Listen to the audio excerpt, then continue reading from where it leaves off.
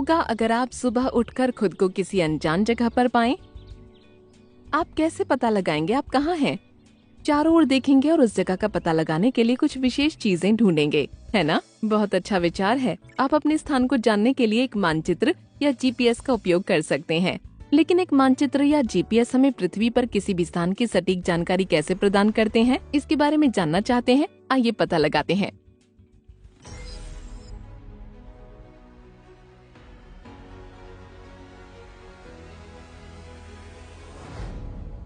यहाँ एक अन्य काल्पनिक रेखा है जिसे विषुवत वृत्त कहा जाता है, जो पृथ्वी को उत्तरी और दक्षिणी गोलार्ध में बांटती है। विषुवत वृत्त से ध्रुवों तक स्थित सभी समानांतर वृत्तों को अक्षांश समानांतर कहा जाता है, जिन्हें N या S द्वारा दर्शाया जाता है। उत्तर से दक्षिण ध्रुवों की ओर जाने वाली संदर्भ रेखाएं जो यह निर्धारित करती हैं कि पूर्व या पश्चिम की ओर इन स्थानों की दूरी कितनी है, देशांतरीय याम्योत्तर कहलाती है। देशांतरों को E या W द्वारा दर्शाया जाता है। मानचित्र या जीपीएस पृथ्वी पर किसी भी स्थान की सटीक स्थिति का पता लगाने के लिए अक्षांश और देशांतर के इस ग्रिड का उपयोग करता है। इसे बेहतर ढंग से समझने के लिए आइए अक्षांश और देशांतर को समतल सतह पर क्रमशः क्षैतिज और ऊर्ध्वाधर रेखाओं के रूप में देखें। क्षैतिज रेखाओं अर्थात अक्षांशों को अक्षरों द्वारा निरूपित किया जाता है और ऊर्ध्वाधर रेखाओं अर्थात देशांतरों को संख्याओं द्वारा दर्शाया जाता है। आइए क्षैतिज रेखाओं को उत्तरी अक्षांश और ऊर्ध्वाधर रेखाओं को पूर्वी देशांतर मानते हैं। यदि हम इस ग्रिड पर किसी स्थिति का पता लगाना चाहते हैं तो हमें क्षैतिज और ऊर्ध्वाधर निर्देशांक की जांच करनी पड़ेगी। आइए ग्रिड पर लाल बिंदु और नीले बिंदु की स्थिति का पता लगाते हैं।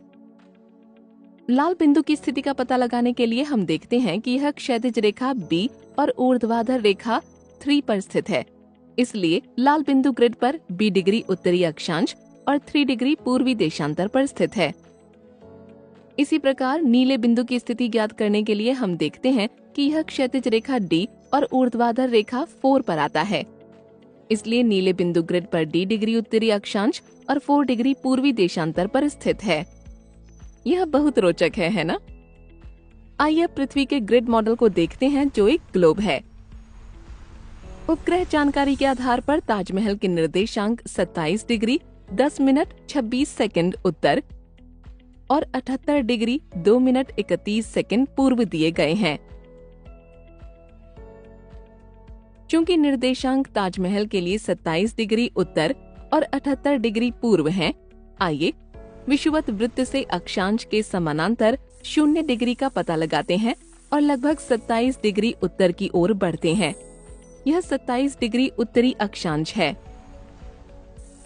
इसके अलावा आइए प्रमुख याम्योत्तर के पूर्व में जाकर 78 डिग्री पूर्वी देशांतर का पता लगाते हैं।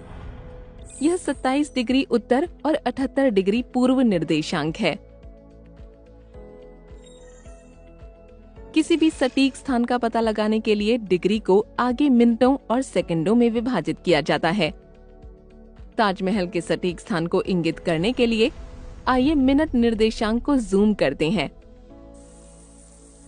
27 डिग्री उत्तरी अक्षांश के 10 मिनट और 78 डिग्री पूर्व के 2 मिनट का पता लगाइए। यह 27 डिग्री 10 मिनट उत्तर और 78 डिग्री 2 मिनट पूर्व निर्देशांक हैं। धैर्य मत खोएं, हम लगभग उत्तर प्राप्त कर चुके हैं।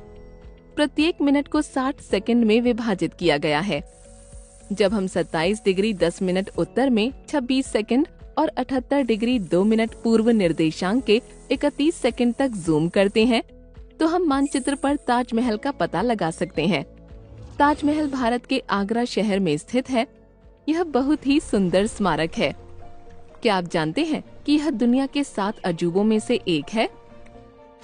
मानचित्र पर ताजमहल का पता लगाना बहुत रोचक था। इसी तरह हम ग्रिड पर अन्य स्थानों का भी पता लगा सकते हैं। हम मानचित्र या जीपीएस पर अक्षांश और देशांतर की मदद से इस तरह के विभिन्न स्थानों का पता लगा सकते हैं। तो क्या अब आप इस अज्ञात स्थान का पता लगा सकते हैं जहां आप हैं? अरे, आप पहले ही ये कर चुके हैं। अब जीपीएस का उपयोग करके अपने घर वापस जाने का रास्ता पता लगाइए।